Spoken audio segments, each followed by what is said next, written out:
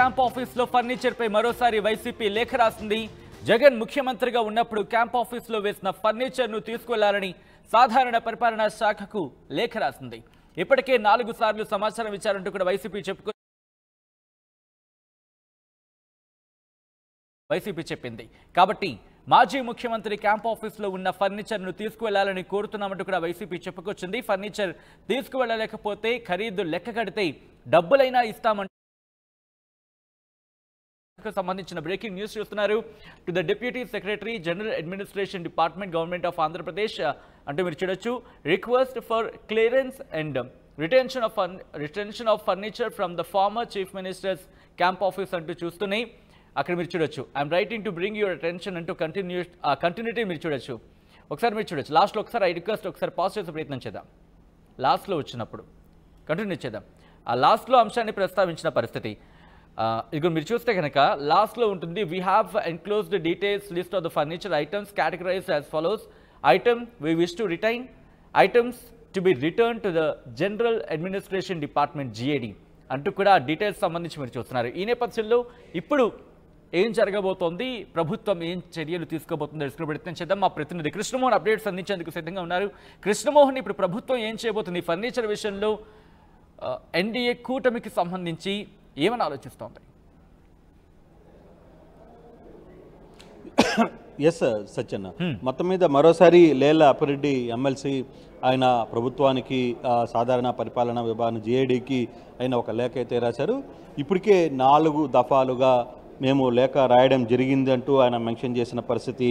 1 June 15, 2024 ఒక లేఖ రాశాం.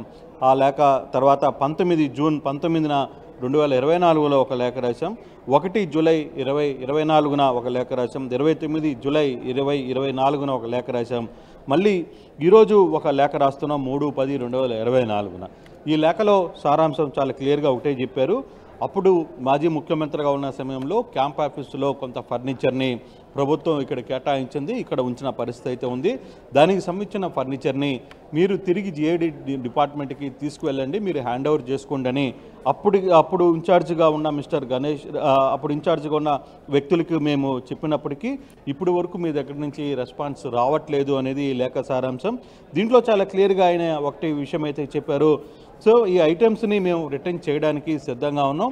మీరు బిజీగా ఉన్న నేపథ్యంలో మీరు జిఏడి ఎక్కడికైతే మమ్మల్ని చేర్పించమన్నా కూడా additional if you department unable to facilitate the clearance of the return item we kindly request that you provide guidance on where these items can be dropped off. So ఎక్కడైతే మీరు మమ్మల్ని పెట్టమంటే అక్కడ డిఏజీ డిపార్ట్మెంట్లో కూడా పెట్టడానికి మేము రెడీగా ఉన్నాం. We also request that you timeline for the collection of process, as this will be great assistant in the expenditure setup for our office. Furthermore, should be the department be open to it. So we are willing to retain the bear of cost. అంటే మీరు ఒకవేళ మీరు ఆ సామాన్లు తీసుకునే పోవడానికి మీకు ఇబ్బందికరంగా అయితే మీరు ఎంతో కాస్ట్ చెప్పినా మేము దానికి డబ్బులు కట్టడానికి కూడా సిద్ధంగా ఉన్నాము అనేది ఈ లేఖ సారాంశం. అంటే 4 సార్లు ఇప్పటికీ మీకు లేఖ రాశాం. అప్పుడు ముఖ్యమంత్రికి సంబంధించిన కార్యాలయంలో ఉంచాల్సిన వస్తువులు మా దగ్గర ఉన్నాయి. వాటిని తిరిగి మీరు జిఐడికి తీసుకువెళ్ళండి. మా సైడ్ నుంచి మేము పలు సభలుగా మీకు ఇంటిమేషన్ చేస్తున్నప్పటికీ మీ దగ్గర నుంచి మాకు రెస్పాన్స్ లేదు అనేది ఈ లేళ్ల అప్పిరెడ్డి రాసిన లేఖ. అంటే ఇప్పటికీ 4 సార్లు రాసాం. ఈ లేఖతో 5వ సారి అవుతుంది. 1, మీరు వచ్చి తీసుకుని వెళ్తారంటే తీసుకువెళ్ళండి, లేదు మీరు చెప్పిన ప్లేస్కి మేమే తెచ్చి ఇవ్వడానికి సిద్ధం. 2వది. 3వది, లేదు అది కూడా కుదరదు, మీరు ఈ ఫర్నిచర్కి ఇంత రేట్ అయిందని చెబితే ఆ రేటును చెల్లించడానికి కూడా మేము సిద్ధం. ఈ 3 ఆప్షన్స్ కూడా మీకు ఇస్తున్నాం. ఇదే లేఖను 4 సార్లు మీ దృష్టిలో పెట్టినప్పటికీ మీ దగ్గర నుంచి ఎటువంటి రెస్పాన్స్ లేదు.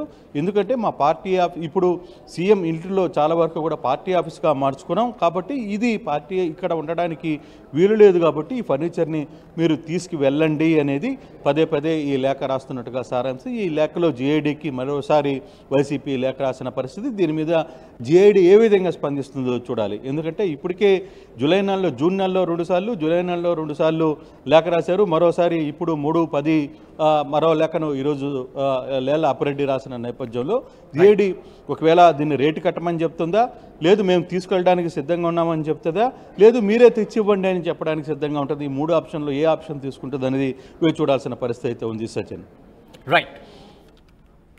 రైట్ కృష్ణమోహన్, మొత్తంగా అయితే మాత్రం తాడేపల్లి క్యాంప్ ఆఫీస్లో ఫర్నిచర్పై మరోసారి వైసీపీ లేఖ రాసింది. జగన్ ముఖ్యమంత్రిగా ఉన్నప్పుడు క్యాంప్ ఆఫీసులో వేసిన ఫర్నిచర్ను తీసుకెళ్లాలని సాధారణ పరిపాలనా శాఖకు లేఖ రాసింది.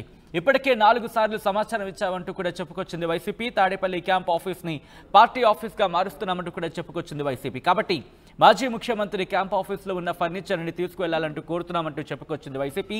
ఫర్నిచర్ తీసుకువెళ్ళలేకపోతే ఖరీదు లెక్క కడితే డబ్బులైనా ఇస్తామంటూ కూడా లేళ్ల అప్పిరెడ్డి లేఖ రాశారు. రే ఇన్నరా, మాంగళ్య షాపింగ్ మాల్ లా ఏం కొన్నా స్పాట్ గిఫ్ట్ ఇస్తుర్రంట, రండిగా. మాంగళ్య షాపింగ్ మాల్ లో దసరా స్పాట్ గిఫ్ట్ పక్కా. ప్రతి 1000 రూపాయల కొనుగోలుపై ఖచ్చితమైన స్పాట్ గిఫ్ట్. ఈ ఆఫర్ అక్టోబర్ 1 నుంచి 11 వరకు మాత్రమే. మాంగళ్య షాపింగ్ మాల్, తెలంగాణ. రే ఇన్నరా, మాంగళ్య షాపింగ్ మాల్ లా ఏం కొన్నా స్పాట్ గిఫ్ట్ ఇస్తుర్రంట, రండిగా.